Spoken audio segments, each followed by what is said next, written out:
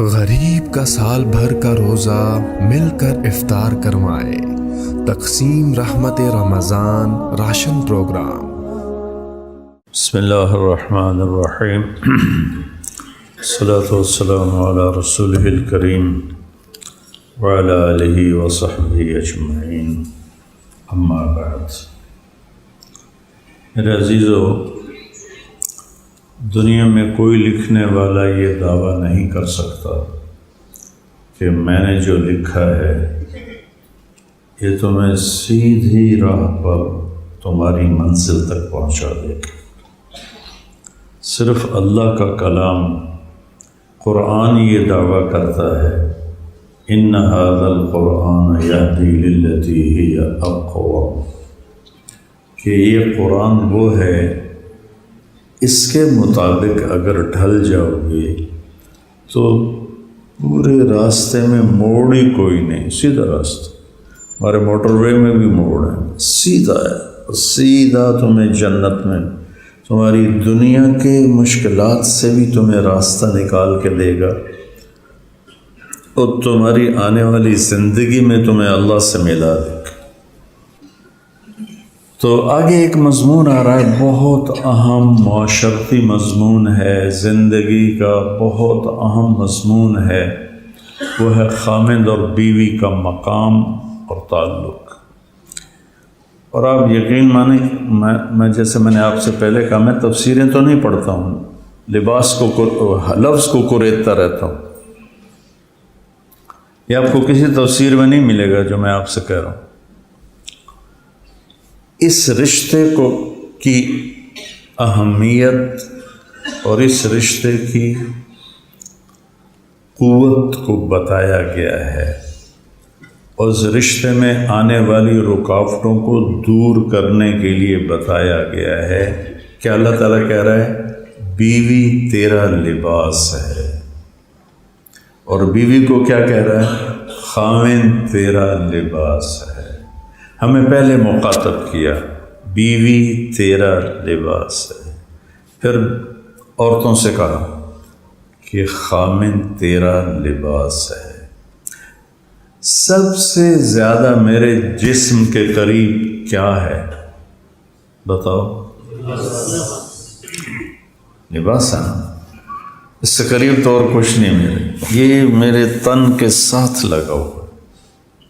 اچھا، اس میں اگر کہیں تنکا بھی اندر گر جائے تکلیف محسوس ہوتی کہ نہیں؟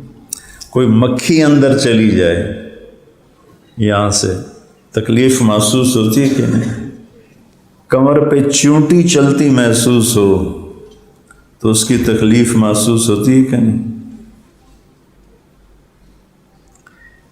کہ لباس کے اندر کسی چیز کی مداخلت ناقابل برداشت۔ چونٹی کی مثال دے رہا ہوں، تنکے کی مثال دے رہا ہوں، مکھی کی مثال دے رہا ہوں، کہ اتنی معمولی چیز بھی اگر میرے جسم میں میرے لباس کو پار کر کے میرے جسم کو چھوتی ہے تو وہ مجھے محسوس کرواتی۔ خاوند اور بیوی کا رشتہ اتنا قریب کا ہے، اس میں کوئی تنکا برداشت نہیں ہے۔ اب یہاں تنکے سے کیا مراد ہے؟ کسی غیر کا رویہ بیچ میں وہ برداشت نہیں ہے۔ اس رشتے کو دوسرے رشتوں کی دخل اندازی ایسے ہی ہے جیسے جسم کے اندر کوئی چیز آ گئی، ٹھیک ہے؟ آپ توجہ سے سبق پڑھ سکو گے، پیچھے چونٹی چل رہی ہے، اور اگر ڈیمو چل گیا تمہاری ویسی دھاڑ دھاڑ ہو۔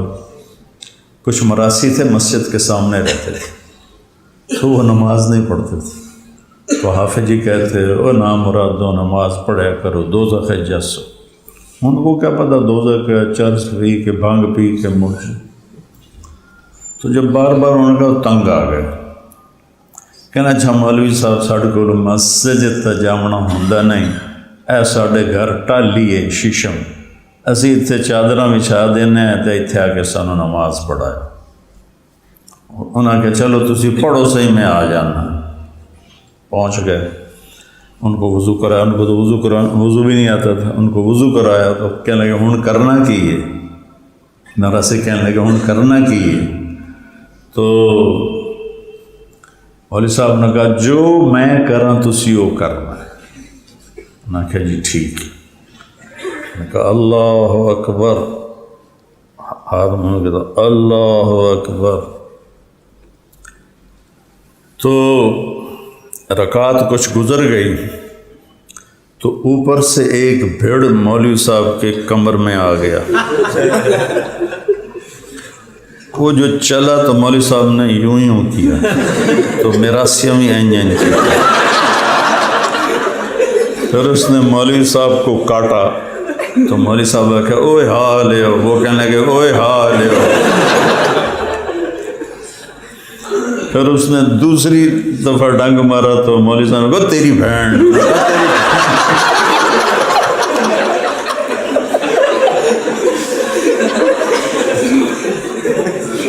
تو مولوی صاحب نے کرتا اتار دیا تو انہوں نے بھی کرتا اتار دیا۔ آگے وہ ٹیوب ویل چل رہا تھا تو انہوں نے اس میں جا کے چھلانگ لگا دی حوض میں، کھاڑے میں۔ تو میراثیوں نے بھی چھلانگ لگا کے کہنے لگے مولوی صاحب ہوں سلام نہ پھیرے جے سانو نال امن دیا جائے۔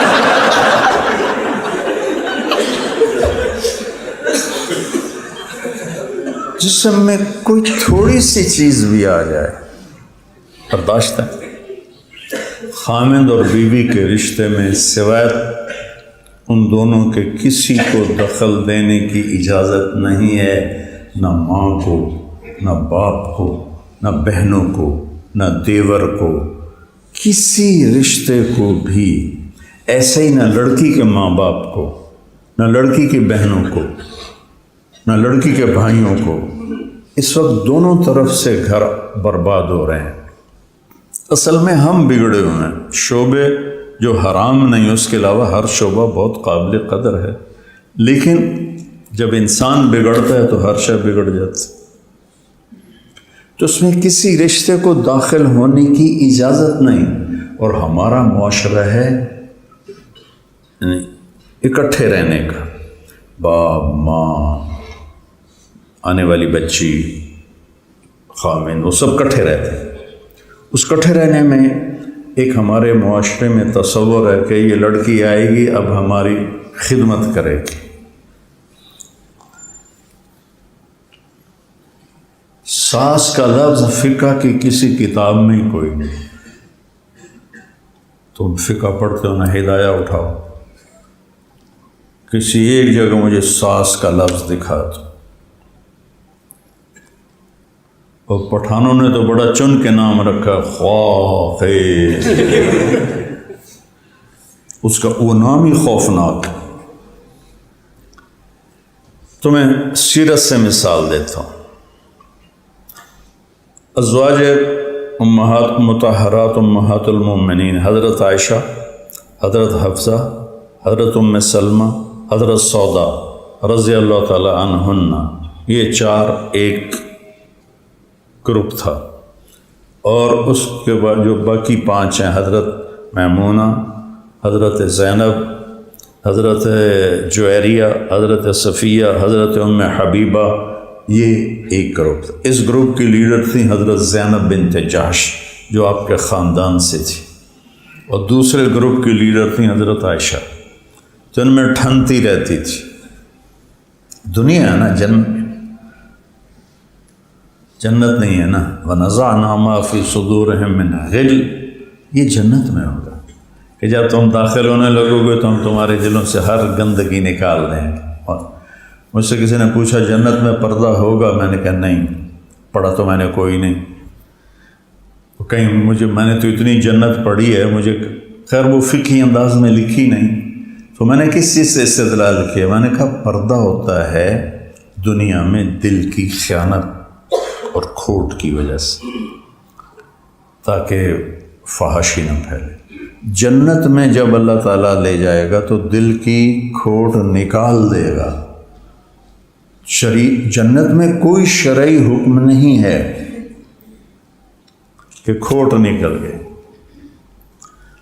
تو ان دونوں گروپوں میں ٹھنی رہتی تھی، اور صحابہ جو تھے انہیں پتہ تھا کہ آپ کو حضرت عائشہ سے عشق ہے، تو وہ جو ہدیے تھے نا روک کے رکھتے تھے، جب حضرت عائشہ کی باری ہوتی تھی تو پھر جا کے دیتے تھے۔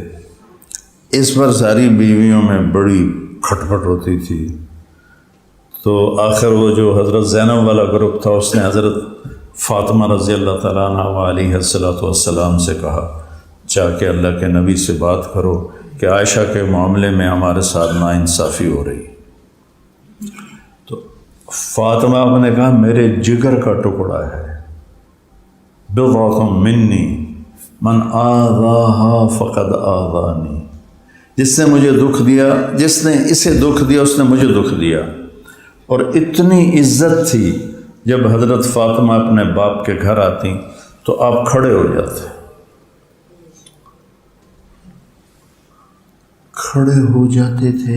کھڑا تو آدمی کسی بڑے کے لیے ہوتا ہے، اور باپ بیٹی کتنی بڑی ہو، باپ سے، اور باپ بھی اللہ کا نبی، اللہ کے رسول، آخری رسول، آپ کھڑے ہو جاتے اور آگے بڑھ کے فاطمہ کا ہاتھ پکڑتے اور اس کا ایسے بوسہ دیتے،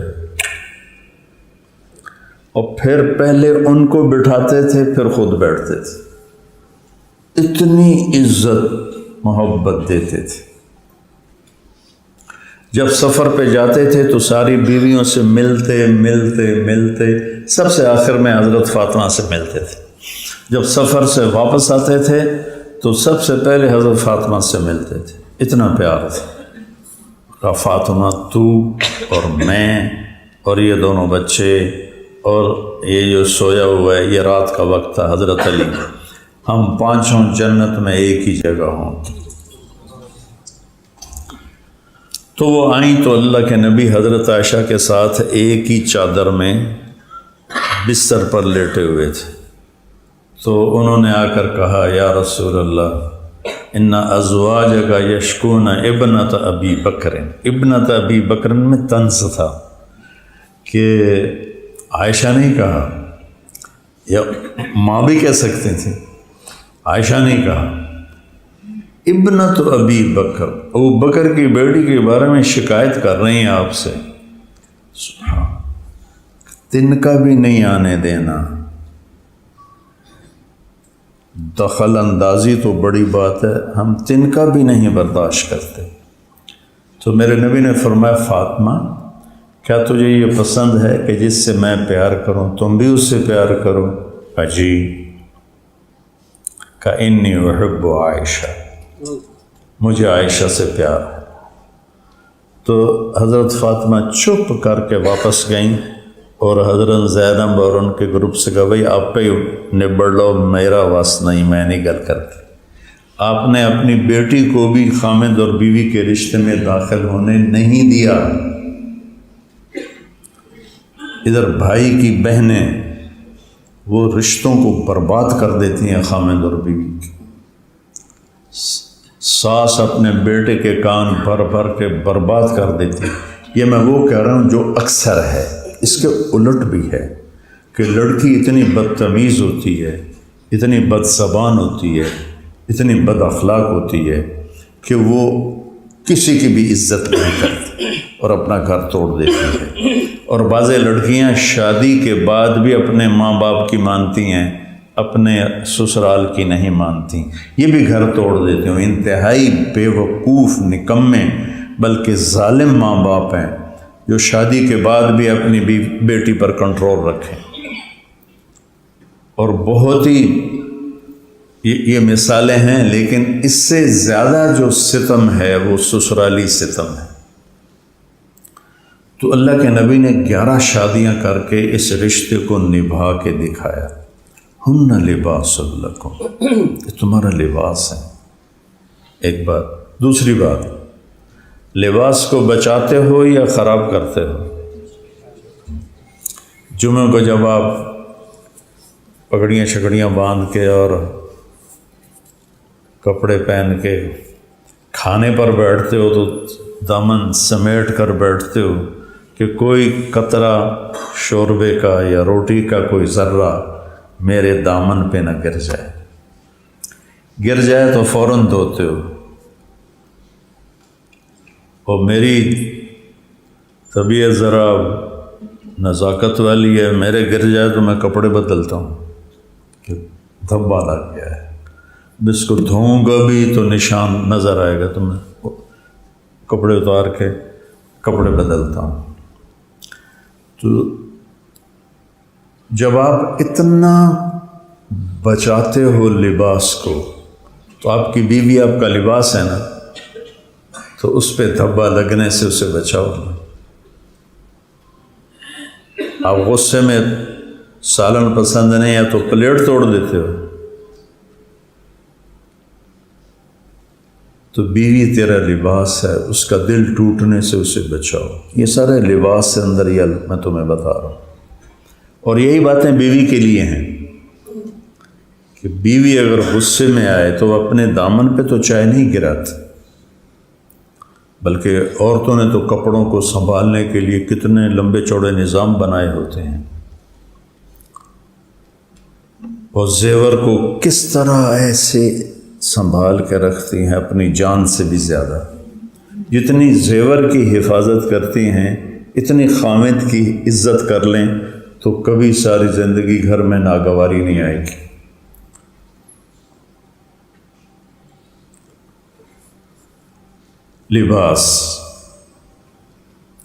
لباس تمہیں غصہ چڑھے تو اپنا کرتا پھاڑتے ہو، پاگل یہ کرتا ہے، تو اسے پتہ نہیں ہوتا، وہ کرتا بھی پھاڑ دیتا ہے، ننگا بھی ہو جاتا ہے۔ تم غصہ دوسرے پر نکالتے ہو، دوسرے کا گریبان پکڑ کے پھاڑتے ہو۔ تمہیں غصہ چڑھا تو اپنے لباس کو پھاڑنا، تو بیوی کو ذلیل کرنا ایسا ہے جیسے تم نے اپنے لباس کو پھاڑ دیا۔ بیوی کو غصہ چڑھا تو اس کا خامند کے ساتھ تلخ جملے، تند و تیز اور بےعزتی کرنا ایسا ہے جیسے اس نے اپنے لباس کو پھاڑ دیا۔ میرے عزیزو، یہ بڑا لمبا مضمون، میں 20 سال سے اس پہ بول رہا، ختم ہی نہیں ہو سکتا، یہ اتنا لمبا مضمون ہے۔ اور تم میری اولاد ہو، میں تمہارا باپ ہوں، تمہاری آنے والی بیویوں کا میں سسر ہوں۔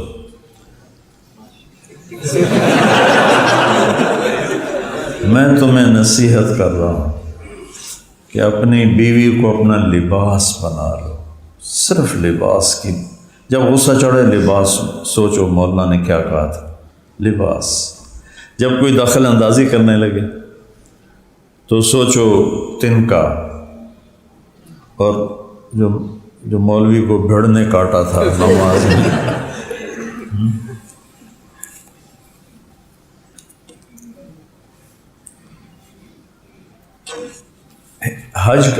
جہاد کا سفر تھا تو آپ نے چلنے کا اعلان کیا۔ حضرت عائشہ رضی اللہ عنہا اپنی اونٹنی پر بیٹھ گئی۔ سفر تفریح نہیں ہے، سفر جہاد ہے، ٹھیک ہے۔ وجاہدوا فی اللہ حق جہادہ، یہ اس آیت پہ عمل ہو رہا ہے۔ اور حضرت عائشہ کے اپنے گلے پہ نظر پڑی تو ہار کوئی نہیں تھا، ام سلمہ سے مانگ کے لائیں تھی یا اپنی بہن سے، وہ ہار گلے میں نہیں تھا، تو انہوں نے شور مچا دیا، میرا ہار کوئی نہیں، گم ہو گیا ہے، یا رسول اللہ میرا ہار کوئی نہیں۔ تو اس وقت موقع کی بات تھی، آپ کہتے عائشہ ہار تو معمولی چیز ہے، ہمارا جہاد کا سفر ہے، چھوڑو، ہمارا آگے جانا ضروری ہے۔ وہ 300 کا یا 500 کا جو مجاہدین کا لشکر تھا، آپ نے سب سے کہا عائشہ کا ہار ڈھونڈو۔ اس سے میں تمہیں اور کیا بات بتاؤں، عائشہ کا ہار ڈھونڈو۔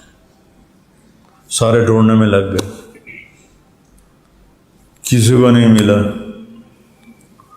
رات ہو گئی، عشاء کی نماز پڑھی، فجر کا وقت آ گیا، پانی ختم، رات کے وضو میں ختم۔ وہ تو یہ تھا کہ اب چلیں گے تو اگلی منزل پر پانی پہ پڑاؤ ڈالیں گے، پانی ختم۔ تو صحابہ نے ابو بکر کو تانے دینے شروع کیے تیری بیٹی کی وجہ سے اب یہ حال ہو رہا ہے کہ اب ہمارے پاس پانی نہیں، نماز کیسے پڑھیں؟ اور اگر تو والد تھے وہ غصے میں اللہ کے نبی کے خیمے میں گئے تو اللہ کے نبی ام عائشہ کی گود میں سر رکھ کے سوئے ہوئے تھے اور وہ اس طرح جاگ رہی تھی، تو اب وہ تو باپ اب وہ شور بھی نہیں مچا سکتے، اللہ کے نبی اٹھ نہ سکیں، تب وہ کیا کر رہے تھے؟ اور پھر یہاں آ کے انگلی مارتے ایسے زور سے. تو عائشہ رضی اللہ عنہ نے فرمایا میں نے اپنے جسم کو ٹائٹ کر لیا کہ انگلی لگنے کا درد نہ ہو کہ کہیں میں ہلوں اور اللہ کے نبی کی آنکھ نہ کھل جائے. تو وہ ایسے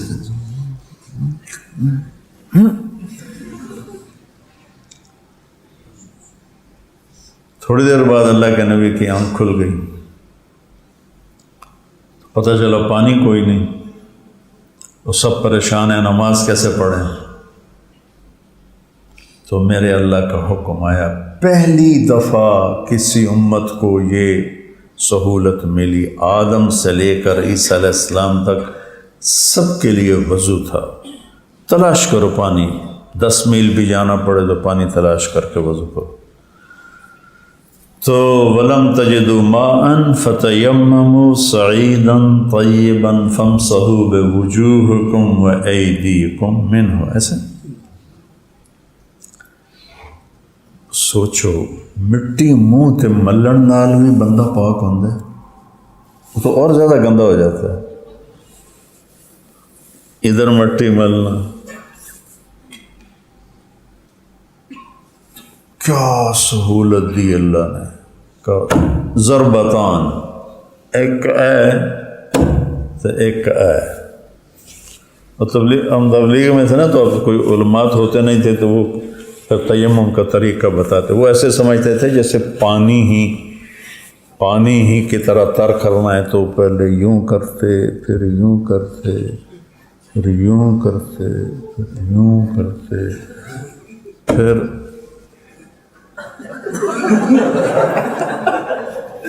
ایسے ایسے آتے، پھر یہ ساری انگلیوں کو ایسے کرتے. تو جب اللہ نے پڑھنے کا موقع دیا تو پھر پتہ چلا انما ہی ضربتان، تو بس ایسے کر کے یوں کر لو، ایسے کر کے یوں کر لو بس. تو اللہ نے پھر حضرت سعد بن عبادہ نے کہا، ابو بکر یا آل ابی بکر، یہ تمہاری پہلی رحمت نہیں ہے جو ہمیں تمہارے گھرانے کی طفیل ملی ہے، اس سے پہلے بھی بے شمار رحمتیں ہمیں ملی ہیں. تو اللہ نے تیمم کو حکم دے دیا. فجر ہو گئی، اشراق کا ٹائم ہو گیا، ہار نہیں ملا تو اماں عائشہ نے کہا اچھا یا رسول اللہ چھوڑیں چلیں. ہائے ہائے، یہ وہ ابواب ہیں جو تمہیں پڑھنے کی ضرورت ہے، جو تمہیں زندگی سکھائیں گے، زندگی. تو آپ نے کہا چلو بھائی. سبحان اللہ. تو جب اونٹنی کو اٹھایا تو ہار نیچے پڑا ہوا تھا، وہ ان کے گلے سے ٹوٹا اور پھسل کے اونٹنی کے نیچے چلا گیا، اور ہیٹھاں کسی ویکھے ہی کوئی نہیں. جب اونٹنی اٹھی تو ہار نیچے پڑا ہوا تھا. میرے نبی کی زندگی ہے. عرب بڑے بڑے گوشت کے ٹکڑے بناتے تھے. اب بھی جب آپ جاؤ تو عربوں میں تو وہ مندی ہوتی ہے، بڑا بڑا ہوتا ہے گوشت کا ٹکڑا. تو ام عائشہ سے گوشت کا ٹکڑا اٹھاتی ہیں اور تنہش نہشتاً، ایسے عرب ذرا کھڑا گوشت کھاتے تھے، زیادہ گلا ہوا نہیں، تو ایسے کاٹتی اور پھر رکھ دیتی. اللہ کی قسم یہ ہمیں سکھانے کے لیے تھا. جس نے اللہ کو دیکھا ہو اس کے لیے عورت کی کیا حیثیت. خود سوچو، جس نے جنت کی حوروں کو دیکھا ہو. آپ وہی ٹکڑا اٹھاتے جہاں سے ہم عائشہ نے کاٹا ہوتا تھا، وہاں دکھا کے نوچتے تھے اور کھاتے تھے. پھر بڑے بڑے کٹوروں میں پانی ہوتا تھا، حضرت عائشہ اٹھاتی اور پانی پیتی. سارا تو پیا نہیں جاتا تھا، رکھ دیتی. تو جہاں ام عائشہ کے لب لگے ہوتے تھے، ہونٹ، میرے نبی وہاں ہونٹ رکھ کے پانی پیتے تھے۔ یہ خامد اور بیوی کا رشتہ۔ تمہارے ماں باپ زیادتی کریں، بیوی کو بچاؤ، شکایتیں لگائیں، تحقیق کرو، اندھا دھند یقین نہ کرو۔ تمہاری بہنیں کان بھریں، تحقیق کرو۔ تمہاری بیوی بدتمیزی کرے تو ماں باپ کو بچاؤ، بیوی کو سمجھاؤ۔ لیکن اس کی وجہ سے بیوی کا حق ہے، اگر الگ گھر مانگے اور آپ کے پاس پیسہ ہے تو اس کو الگ گھر میں رکھو، یہ اس کا حق ہے۔ اگر آپ کے پاس الگ گھر لینے کی گنجائش نہیں ہے، کرائے پر لے سکتے ہیں تو کرائے پر لے کر دو، اس کی بھی گنجائش نہیں ہے تو گھر میں اس کو ایک کچن الگ چاہیے، ایک کمرہ الگ چاہیے، ایک ٹوائلٹ الگ چاہیے۔ ساری لڑائی کچن سے شروع ہوتی ہے۔ اس کو الگ کچن لے کے دو، اس کو الگ ٹوائلٹ دے کے دو، اس کو الگ بیڈ روم لے کے دو، یہ اس کا فرض، ضرورت واجب ہے۔ اگر یہ بھی نہیں ہے تو رائمنڈ میں جا کے مقیم ہو جاؤ اور بس اللہ اللہ کرو، بھائی میں نے تو زندگی اللہ کو دے دی۔ کسی کی بیٹی کو ذلیل نہ کرو، کسی کی بیٹی کو خوار نہ کرو، یہ حق ہے۔ یا اتنا ظرف پیدا کرو کہ تم اپنے ماں باپ کو بھی نبھا سکو، بیوی کو بھی نبھا سکو۔ پھر اللہ نے وراثت رکھی ہے، پورے پاکستان میں کوئی وراثت نہیں دیتا۔ یہ تبلیغ کے کام کی وجہ سے اب تبلیغ والوں میں بھی سارے نہیں، کچھ لوگوں نے بہنوں کو حصہ دینا شروع کیا ہے، تو کھا جاتے ہیں۔ ہمارے ذمہ دار کہتے ہیں کہ ہماری زبان میں نا داماد کو جیوائی کہتے ہیں، جیوائی، تو کہتے ہیں اگر اسی دھیاں نو دے ویے تے ساڈا رقبہ مڑ جیوائی کھان، اسی نہیں دیونا۔ یہ جب سے میں تبلیغ میں لگا ہوں تو میں نے شور مچا کے اپنے عزیزوں میں ان کی بیٹیوں کو زمین دلوائی، کوئی رواج نہیں۔ پورے سرحد میں پٹھان کتنے ہی دیندار نمازی ہیں، بیٹیوں کو ایک پیسہ نہیں ہے، کوئی وراثت۔ پنجاب کتنے بڑے بڑے شہروں میں کچھ تھوڑی بہت ہے، لیکن اکثر بہنوں کو جہیز دے کر کہتے ہیں بس تیرا حصہ تین دے دیتا۔ بلوچستان خالی پڑا ہے، سندھ خالی پڑا ہے۔ اور اللہ نے جب وراثت ایک واحد حکم ہے جو پورا 2 رکوع میں اکٹھا آیا اور اس کے بعد ایک آدھ جگہ دوبارہ آیا، پوری تفصیل کے ساتھ آیا۔ میرے نبی نے فرمایا تعلم الفرائض فإنها نصف العلم، وراثت کا علم سیکھو، یہ آدھا علم ہے، کہ اس سے کہیں تم حرام نہ کھانے لگ جاؤ۔ تو اپنی بہنوں کے محافظ بنو۔ میرے نبی کا فرمان ہے جس کو اللہ نے 3 بیٹیاں دیں اور اس نے ان کو ڈولے میں بٹھایا تو اس پہ انا وہو کہات ہیں۔ پھر کسی نے کہا اگر 2 ہوں تو آپ نے کہا ایسے ہی ہے، ہاتھ ہیں۔ کہا جی 1 ہو، 10 بیٹوں کی شادی کرو، کوئی جنت کا وعدہ نہیں، 1 بیٹی کی شادی کرو، جنت کا وعدہ۔ بھائی ظالم بن جاتے ہیں۔ ہمارے یہاں تو زبردستی انگوٹھے لگوا کے بہنوں کے زمین چھین لیتے۔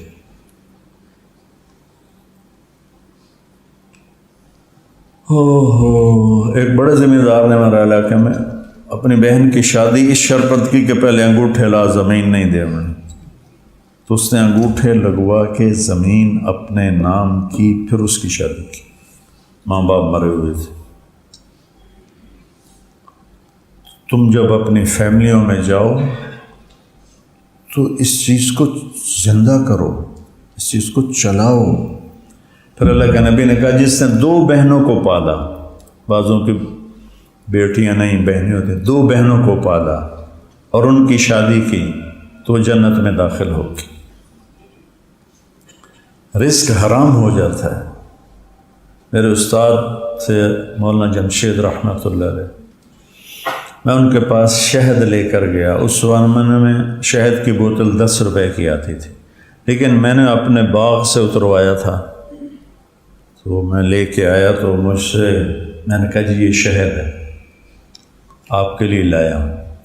کہاں سے لائے ہو؟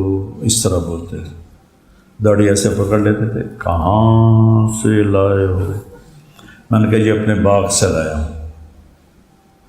اب ان کا سوال دیکھنا، تیرے باپ نے اپنی بہنوں کو وراثت میں سے زمین دی تھی؟ اللہ اکبر۔ ایک 10 روپے کی آتی تھی شہد کی بوتل، 10 روپے۔ تو میں تو ہل گیا، میں نے کہا جی اللہ کا شکر ہے میرے باپ کی بہن ہی کوئی نہیں،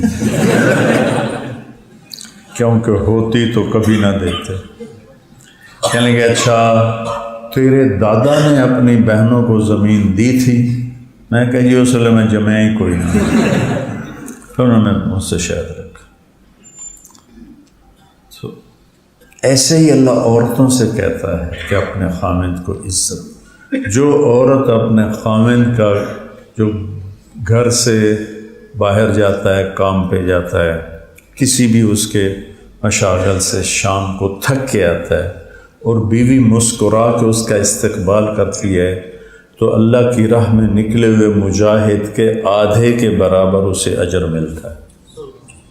اگر اس مجاہد کے 100 نمبر ہیں تو اس کو 50 نمبر ایک مسکراہٹ پہ مل جاتا ہے۔ یعنی یہ ہماری بیوی آتے ہی چڑھائی کر دیتی۔ میں قربان جاؤں،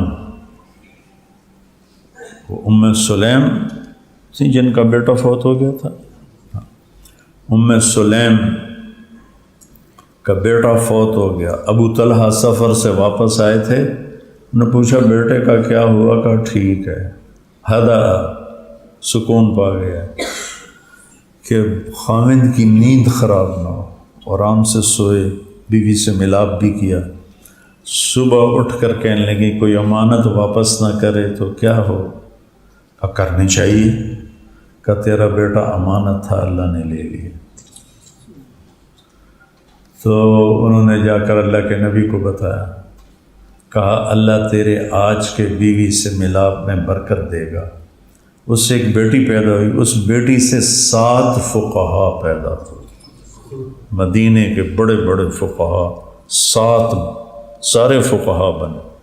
اس زمانے کے فقیہ کا مطلب ہدایہ اور قدوری نہیں ہوتی تھی، وہ تفقہ فی الدین ہوتا تھا۔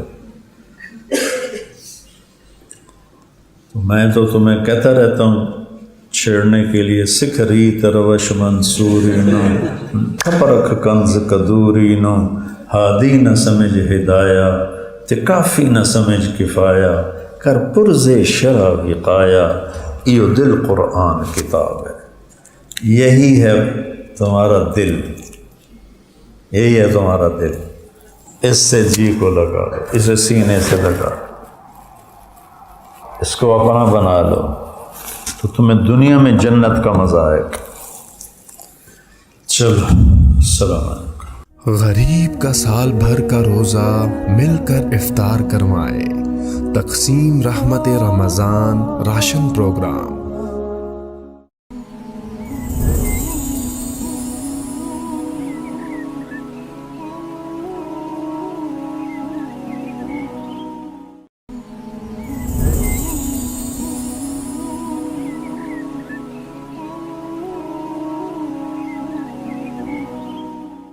غریب کا سال بھر کا روزہ مل کر افطار کروائے، تقسیم رحمت رمضان راشن پروگرام۔ بسم اللہ الرحمن الرحیم، الصلاۃ والسلام علی رسولہ الکریم وعلی آلہ وصحبہ اجمعین، اما بعد۔ میرے عزیزو، دنیا میں کوئی لکھنے والا یہ دعویٰ نہیں کر سکتا کہ میں نے جو لکھا ہے یہ تمہیں سیدھی راہ پر تمہاری منزل تک پہنچا دے گا۔ صرف اللہ کا کلام قرآن یہ دعویٰ کرتا ہے، ان ھذا القرآن یہدی للتی ہی اقوم، کہ یہ قرآن وہ ہے اس کے مطابق اگر ڈھل جاؤ گے تو پورے راستے میں موڑ ہی کوئی نہیں، سیدھا راستہ۔ ہمارے موٹر وے میں بھی موڑ ہے، سیدھا ہے، سیدھا تمہیں جنت میں، تمہاری دنیا کے مشکلات سے بھی تمہیں راستہ نکال کے دے گا، اور تمہاری آنے والی زندگی میں تمہیں اللہ سے ملا دے گا۔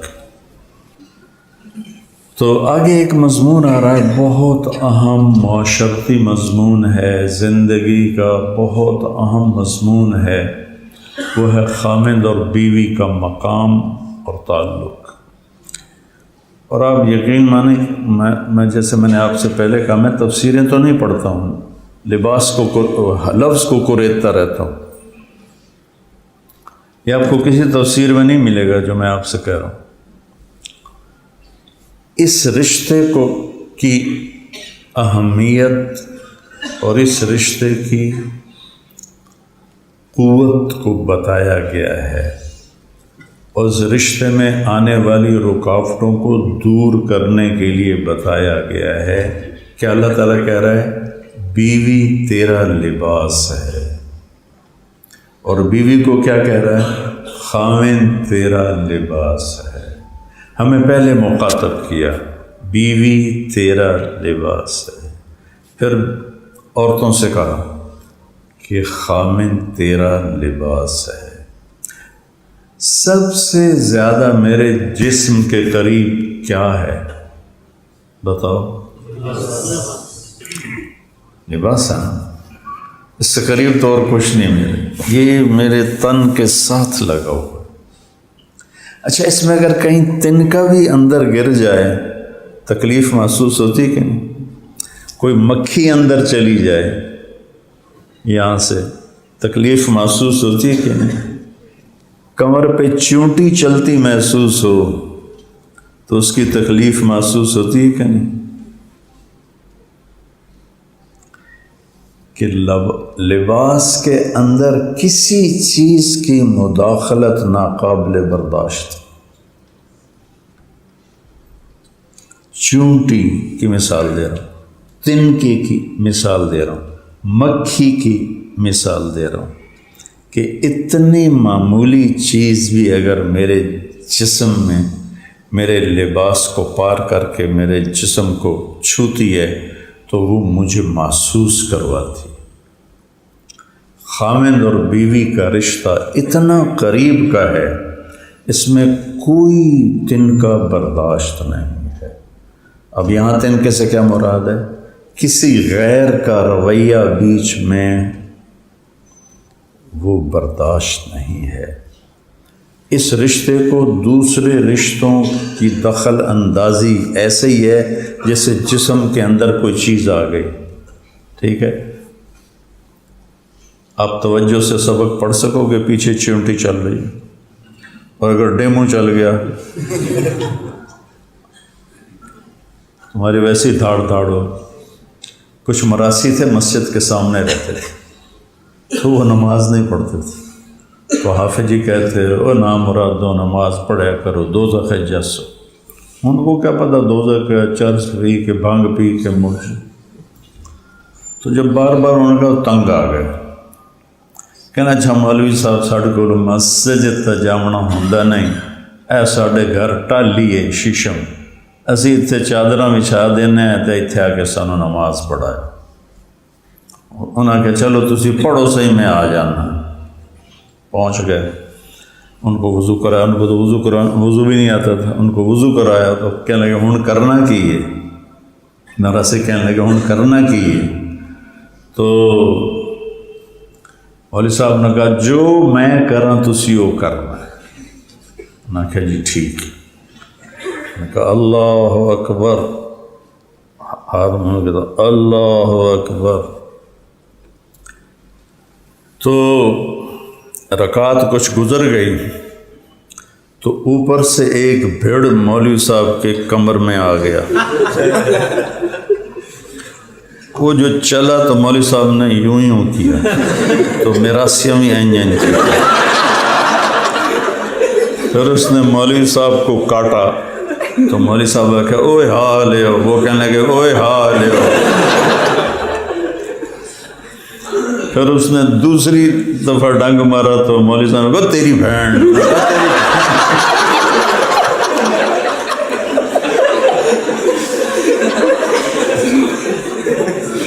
تو مولوی صاحب نے کرتا اتار دیا تو انہوں نے بھی کرتا اتار دیا۔ آگے وہ ٹیوب ویل چل رہا تھا تو انہوں نے اس میں جا کے چھلانگ لگا دی حوض میں، کھاڑے میں۔ تو میراثیوں نے بھی چھلانگ لگا کے کہنے لگے مولوی صاحب ہوں سلام نہ پھیرے جے سانو نال آمن دیا جائے۔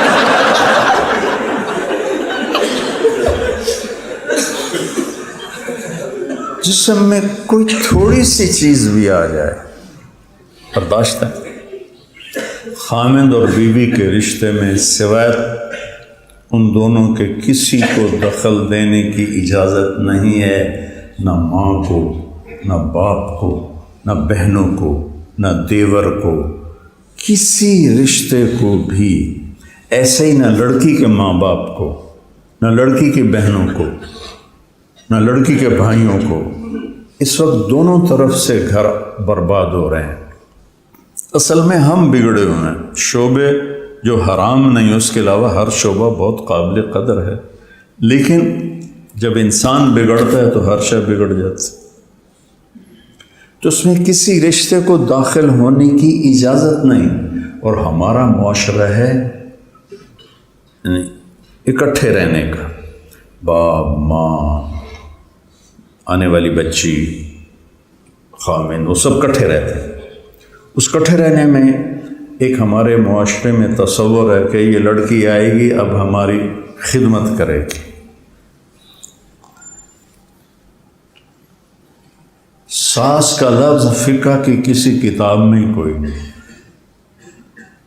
تم فقہ پڑھتے ہو نا، ہدایہ اٹھاؤ، کسی ایک جگہ مجھے ساس کا لفظ دکھا دو۔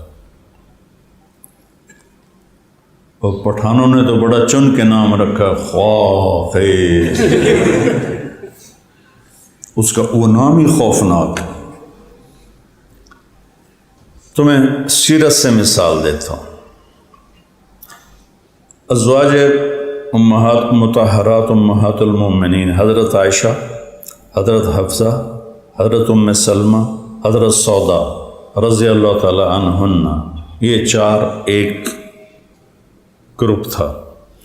اور اس کے بعد جو باقی پانچ ہیں، حضرت میمونہ، حضرت زینب، حضرت جویریہ، حضرت صفیہ، حضرت ام حبیبہ، یہ ایک گروپ تھا۔ اس گروپ کی لیڈر تھی حضرت زینب بنت جحش جو آپ کے خاندان سے تھی، اور دوسرے گروپ کی لیڈر تھی حضرت عائشہ، جو ان میں ٹھنتی رہتی تھی۔ دنیا ہے نا، جنت نہیں ہے نا۔ وَنَزَعْنَا مَا فِي صُدُورِهِم مِّنْ غِلٍّ، یہ جنت میں ہوگا کہ جب تم داخل ہونے لگو گے تو ہم تمہارے دلوں سے ہر گندگی نکال دیں گے۔ اور مجھ سے کسی نے پوچھا جنت میں پردہ ہوگا، میں نے کہا نہیں، پڑھا تو میں نے کوئی نہیں۔ کہیں میں نے تو اتنی جنت پڑھی ہے، مجھے خیر وہ فقہی انداز میں لکھی نہیں، تو میں نے کس چیز سے استدلال کیا؟ میں نے کہا پردہ ہوتا ہے دنیا میں دل کی خیانت اور کھوٹ کی وجہ سے، تاکہ فحاشی نہ پھیلے۔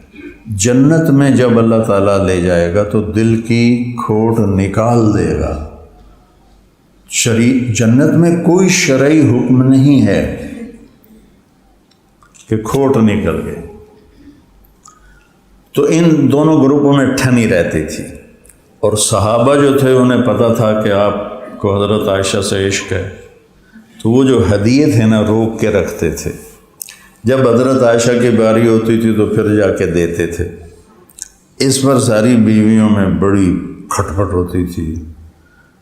تو آخر وہ جو حضرت زینب والا گروپ تھا، اس نے حضرت فاطمہ رضی اللہ تعالیٰ عنہ علیہ الصلوۃ والسلام سے کہا جا کے اللہ کے نبی سے بات کرو کہ عائشہ کے معاملے میں ہمارے ساتھ ناانصافی ہو رہی. تو فاطمہ نے کہا میرے جگر کا ٹکڑا ہے، بضعۃ منی من آذاہا فقد آذانی، جس نے مجھے دکھ دیا، جس نے اسے دکھ دیا اس نے مجھے دکھ دیا. اور اتنی عزت تھی، جب حضرت فاطمہ اپنے باپ کے گھر آتی تو آپ کھڑے ہو جاتے، کھڑے ہو جاتے تھے. کھڑا تو آدمی کسی بڑے کے لیے ہوتا ہے، اور باپ بیٹی کتنی بڑی ہو، باپ سے، اور باپ بھی اللہ کا نبی، اللہ کے رسول، آخری رسول. آپ کھڑے ہو جاتے اور آگے بڑھ کے فاطمہ کا ہاتھ پکڑتے اور اس کا ایسے بوسہ لیتے، اور پھر پہلے ان کو بٹھاتے تھے پھر خود بیٹھتے تھے. اتنی عزت محبت دیتے تھے. جب سفر پہ جاتے تھے تو ساری بیویوں سے ملتے ملتے ملتے سب سے آخر میں حضرت فاطمہ سے ملتے تھے. جب سفر سے واپس آتے تھے تو سب سے پہلے حضرت فاطمہ سے ملتے تھے. اتنا پیار تھا. کہا فاطمہ تو اور میں اور یہ دونوں بچے اور یہ جو سویا ہوا ہے، یہ رات کا وقت تھا، حضرت علی، ہم پانچوں جنت میں ایک ہی جگہ ہوں. تو وہ آئیں تو اللہ کے نبی حضرت عائشہ کے ساتھ ایک ہی چادر میں بستر پر لیٹے ہوئے تھے. تو انہوں نے آ کر کہا یا رسول اللہ ان ازواجک یشکون ابنت ابی بکر. ابنت ابی بکر میں طنز تھا کہ عائشہ نہیں کہا، یا ماں بھی کہہ سکتے تھے، عائشہ نہیں کہا. ابنت ابی بکر، ابو بکر کی بیٹی کے بارے میں شکایت کر رہی ہیں آپ سے. سبحان، تنکا بھی نہیں آنے دینا. دخل اندازی تو بڑی بات ہے، ہم تنکا بھی نہیں برداشت کرتے. تو میرے نبی نے فرمایا فاطمہ کیا تجھے یہ پسند ہے کہ جس سے میں پیار کروں تم بھی اس سے پیار کرو؟ جی. کہ انی احب عائشہ، مجھے عائشہ سے پیار ہے. تو حضرت فاطمہ چپ کر کے واپس گئیں اور حضرت زینب اور ان کے گروپ سے کہا بھائی آپ پہ نبڑ لو، میرا واسط نہیں، میں نہیں گل کرتی. آپ نے اپنی بیٹی کو بھی خامد اور بیوی کے رشتے میں داخل ہونے نہیں دیا. ادھر بھائی کی بہنیں وہ رشتوں کو برباد کر دیتی ہیں خامد اور بیوی کی.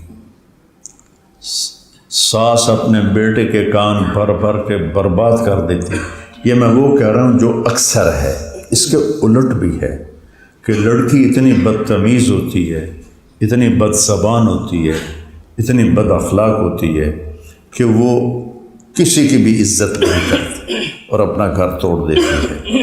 اور بعض لڑکیاں شادی کے بعد بھی اپنے ماں باپ کی مانتی ہیں، اپنے سسرال کی نہیں مانتی، یہ بھی گھر توڑ دیتے ہیں. انتہائی بے وقوف، نکمے، بلکہ ظالم ماں باپ ہیں جو شادی کے بعد بھی اپنی بیٹی پر کنٹرول رکھیں. اور بہت ہی یہ مثالیں ہیں، لیکن اس سے زیادہ جو ستم ہے وہ سسرالی ستم ہے. تو اللہ کے نبی نے 11 شادیاں کر کے اس رشتے کو نبھا کے دکھایا. ہن لباس لکم، یہ تمہارا لباس ہے. ایک بات. دوسری بات، لباس کو بچاتے ہو یا خراب کرتے ہو؟ جمعہ کو جب آپ پگڑیاں شکڑیاں باندھ کے اور کپڑے پہن کے کھانے پر بیٹھتے ہو تو دامن سمیٹ کر بیٹھتے ہو کہ کوئی قطرہ شوربے کا یا روٹی کا کوئی ذرہ میرے دامن پہ نہ گر جائے. گر جائے تو فوراً دھوتے ہو. اور میری طبیعت ذرا نزاکت والی ہے، میرے گر جائے تو میں کپڑے بدلتا ہوں کہ دھبا لگ گیا ہے. جس کو دھوؤں گا بھی تو نشان نظر آئے گا تو میں کپڑے اتار کے کپڑے بدلتا ہوں. تو جب آپ اتنا بچاتے ہو لباس کو تو آپ کی بیوی آپ کا لباس ہے نا. تو اس پہ دھبا لگنے سے اسے بچاؤ۔ آپ غصے میں سالن پسند نہیں ہے تو پلیٹ توڑ دیتے ہو، تو بیوی تیرا لباس ہے، اس کا دل ٹوٹنے سے اسے بچاؤ۔ یہ سارے لباس سے اندر یہ میں تمہیں بتا رہا ہوں، اور یہی باتیں بیوی کے لیے ہیں کہ بیوی اگر غصے میں آئے تو وہ اپنے دامن پہ تو چائے نہیں گراتی، بلکہ عورتوں نے تو کپڑوں کو سنبھالنے کے لیے کتنے لمبے چوڑے نظام بنائے ہوتے ہیں، اور زیور کو کس طرح ایسے سنبھال کے رکھتی ہیں اپنی جان سے بھی زیادہ۔ جتنی زیور کی حفاظت کرتی ہیں اتنی خامد کی عزت کر لیں تو کبھی ساری زندگی گھر میں ناگواری نہیں آئے گی۔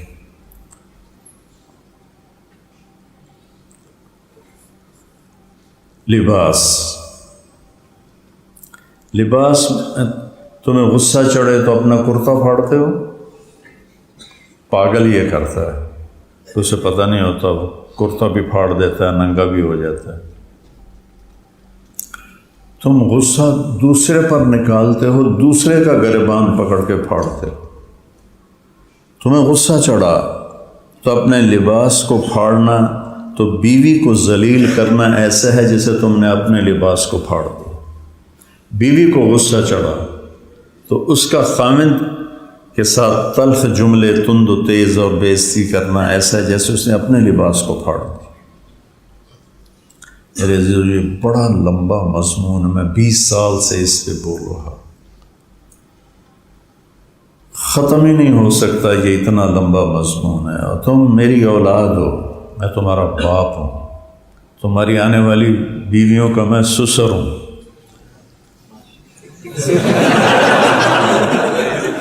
میں تمہیں نصیحت کر رہا ہوں کہ اپنی بیوی کو اپنا لباس بنا لو، صرف لباس کی۔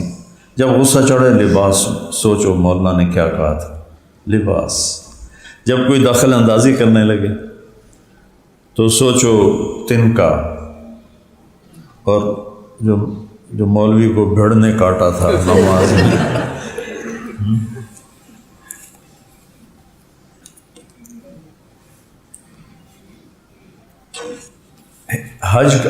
جہاد کا سفر تھا تو آپ نے چلنے کا اعلان کیا۔ حضرت عائشہ رضی اللہ عنہا اپنی اونٹنی پر بیٹھ گئی۔ سفر تفریح نہیں ہے، سفر جہاد ہے، ٹھیک ہے۔ وجاہدوا فی اللہ حق جہادہ، یہ اس آیت پہ عمل ہو رہا ہے۔ اور حضرت عائشہ کے اپنے گلے پہ نظر پڑی تو ہار کوئی نہیں تھا، ام سلمہ سے مانگ کے لائیں تھی یا اپنی بہن سے، وہ ہار گلے میں نہیں تھا، تو انہوں نے شور مچا دیا، میرا ہار کوئی نہیں، گم ہو گیا ہے یا رسول اللہ، میرا ہار کوئی نہیں۔ تو اس وقت موقع کی بات تھی، آپ کہتے عائشہ ہار تو معمولی چیز ہے، ہمارا جہاد کا سفر ہے، چھوڑو، ہمارا آگے جانا ضروری ہے۔ وہ 300 کا یا 500 کا جو مجاہدین کا لشکر تھا، آپ نے سب سے کہا عائشہ کا ہار ڈھونڈو۔ اس سے میں تمہیں اور کیا بات بتاؤں، عائشہ کا ہار ڈھونڈو۔ سارے ڈھونڈنے میں لگ گئے، کسی کو نہیں ملا۔ رات ہو گئی، عشاء کی نماز پڑھی، فجر کا وقت آ گیا، پانی ختم، رات کے وضو میں ختم۔ وہ تو یہ تھا کہ اب چلیں گے تو اگلی منزل پر پانی پہ پڑاؤ ڈالیں گے، پانی ختم۔ تو صحابہ نے ابو بکر کو تانے دینے شروع کیے، تیری بیٹی کی وجہ سے اب یہ حال ہو رہا ہے کہ اب ہمارے پاس پانی نہیں، نماز کیسے پڑھیں۔ ابو بکر تو والد تھے، وہ غصے میں اللہ کے نبی کے خیمے میں گئے تو اللہ کے نبی ام عائشہ کی گود میں سر رکھ کے سوئے ہوئے تھے اور وہ اس طرح جاگ رہی تھی۔ تو اب وہ تو باپ، اب وہ شور بھی نہیں مچا سکتے، اللہ کے نبی اٹھ نہ سکیں، تب وہ کیا کر رہے تھے، اور پھر یہاں آ کے انگلی مارتے ایسے زور سے. تو عائشہ رضی اللہ عنہ نے فرمایا میں نے اپنے جسم کو ٹائٹ کر لیا کہ انگلی لگنے کا درد نہ ہو کہ کہیں میں ہلوں اور اللہ کے نبی کی آنکھ نہ کھل جائے. تو وہ ایسے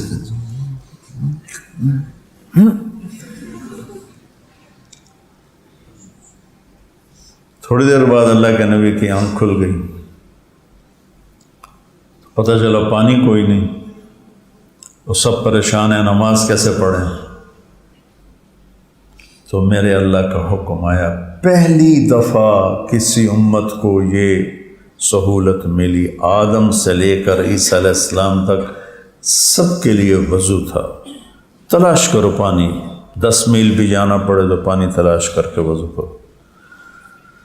تو وَلَمْ تَجِدُوا مَاءً فَتَيَمَّمُوا صَعِيدًا طَيِّبًا فَامْسَحُوا بِوُجُوهِكُمْ وَأَيْدِيكُمْ مِنْهُ. ایسے سوچو مٹی منہ تے ملن نال بھی بندہ پاک ہوتا ہے، وہ تو اور زیادہ گندا ہو جاتا ہے. ادھر مٹی ملنا، کیا سہولت دی اللہ نے. ضربتان، ایک ہے تو ایک ہے.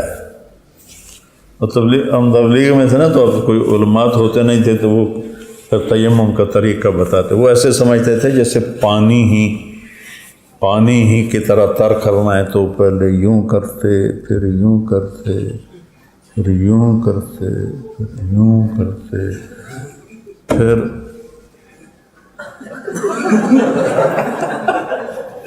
ایسے ایسے آتے پھر یہ ساری انگلیوں کو ایسے کرتے. تو جب اللہ نے پڑھنے کا موقع دیا تو پھر پتہ چلا انما ہی ضربتان، تو بس ایسے کر کے یوں کر لو، ایسے کر کے یوں کر لو بس.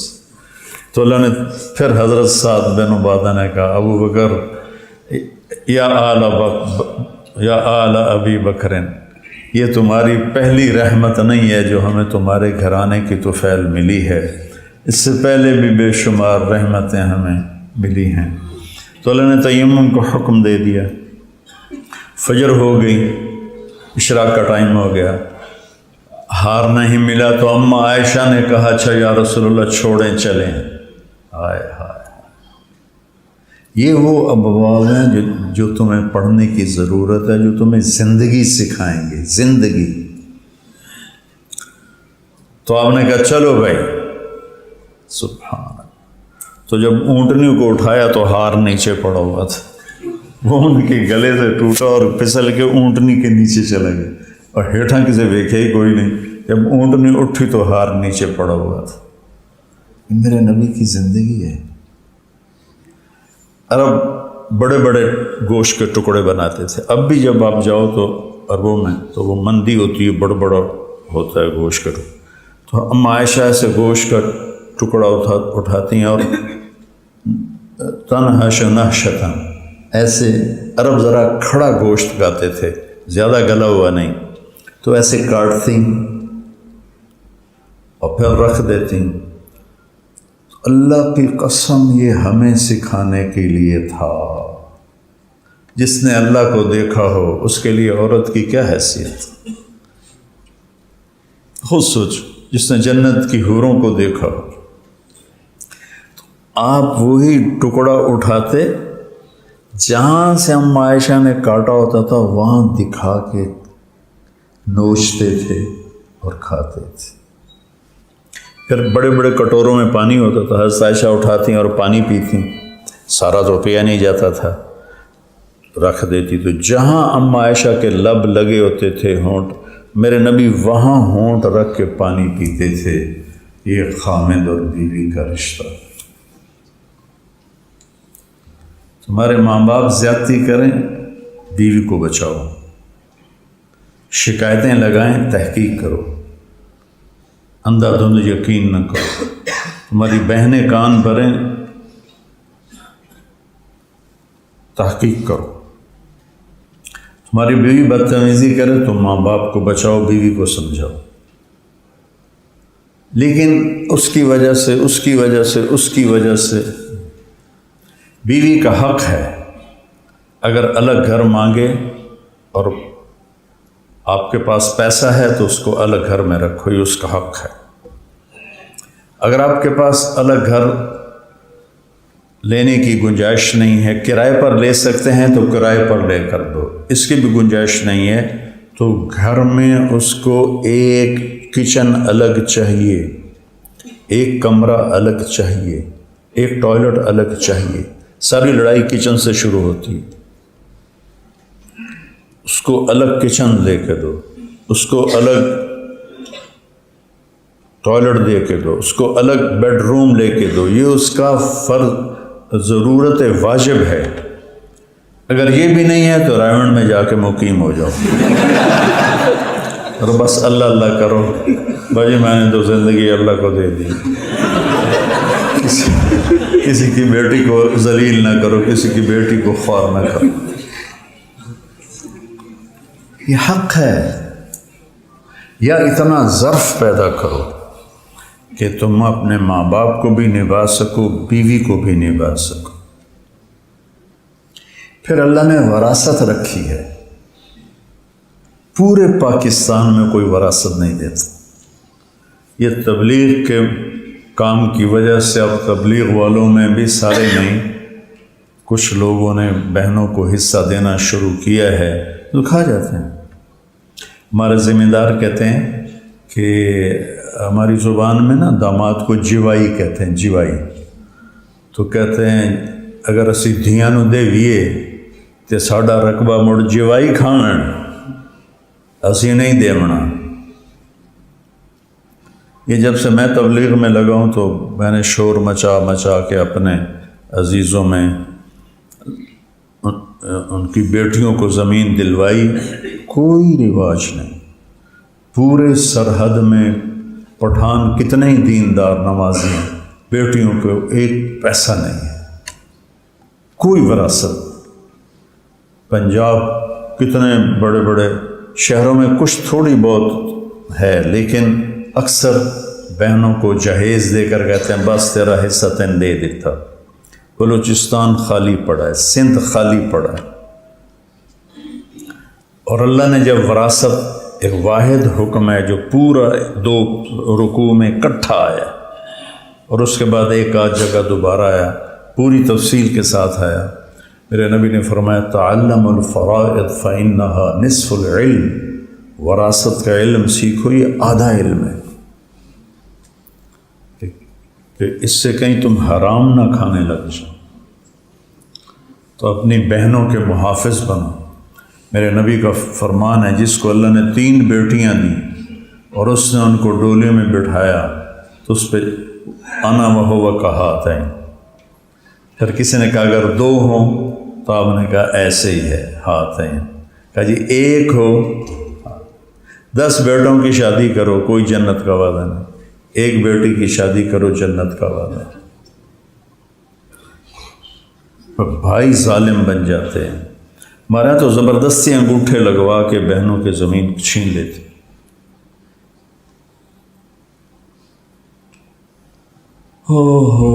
ایک بڑے ذمہ دار نے ہمارے علاقے میں اپنی بہن کی شادی اس شرط کی کہ پہلے انگوٹھے لا، زمین نہیں دے انہوں نے، تو اس نے انگوٹھے لگوا کے زمین اپنے نام کی، پھر اس کی شادی کی۔ ماں باپ مرے ہوئے تھے۔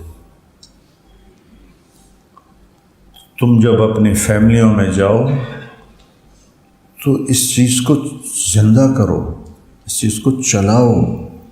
پھر اللہ کے نبی نے کہا جس نے 2 بہنوں کو پالا، بعضوں کی بیٹیاں نہیں بہنیں ہوتی، 2 بہنوں کو پالا اور ان کی شادی کی تو جنت میں داخل ہوگی۔ رزق حرام ہو جاتا ہے۔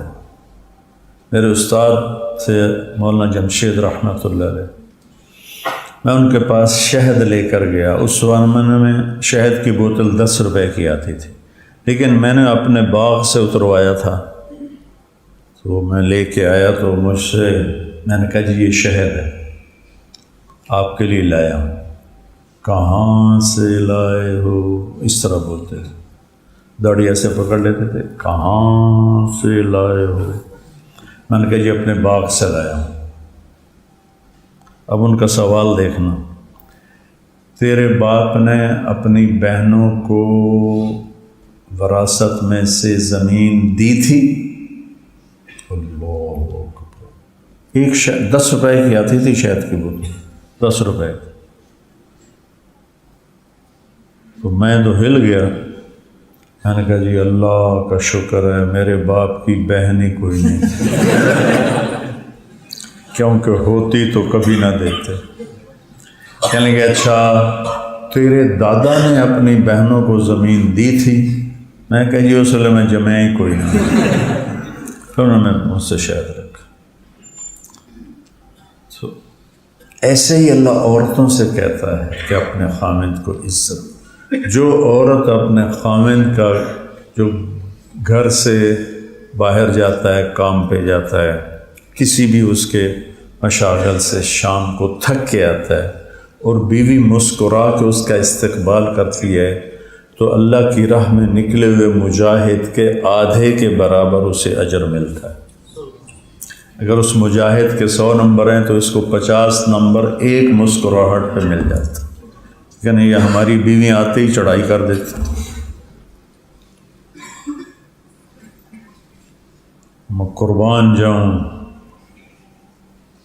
ام سلیم تھی جن کا بیٹا فوت ہو گیا تھا، ام سلیم کا بیٹا فوت ہو گیا۔ ابو طلحہ سفر سے واپس آئے تھے، انہوں نے پوچھا بیٹے کا کیا ہوا؟ کہا ٹھیک ہے۔ ہدا سکون پا گیا کہ خامند کی نیند خراب نہ ہو، آرام سے سوئے، بیوی سے ملاپ بھی کیا۔ صبح اٹھ کر کہنے لگی کوئی امانت واپس نہ کرے تو کیا ہو؟ کہا کرنی چاہیے۔ کہا تیرا بیٹا امانت تھا، اللہ نے لے لیا۔ تو انہوں نے جا کر اللہ کے نبی کو بتایا، کہا اللہ تیرے آج کے بیوی سے ملاپ میں برکت دے گا۔ اس سے ایک بیٹی پیدا ہوئی، اس بیٹی سے 7 فقہا پیدا ہوئے، مدینے کے بڑے بڑے فقہا، 7 سارے فقہا بنے۔ اس زمانے کے فقیہ کا مطلب ہدایہ اور قدوری نہیں ہوتی تھی، وہ تفقہ فی الدین ہوتا تھا۔ تو میں تو تمہیں کہتا رہتا ہوں چھیڑنے کے لیے، سکھری تروش منصوری نو، پرکھ کنز کدوری نو، ہادی نہ سمجھ ہدایہ، تے کافی نہ سمجھ کفایہ، کر پرز شرع وقایا، یہ دل قرآن کتاب ہے۔ یہی ہے تمہارا دل، یہی ہے تمہارا دل، اس سے جی کو لگا لو، اسے سینے سے لگا لو، اس کو اپنا بنا لو، تو تمہیں دنیا میں جنت کا مزہ آئے گا۔ چلو السلام علیکم۔ غریب کا سال بھر کا روزہ مل کر افطار کروائے، تقسیم رحمت رمضان راشن پروگرام۔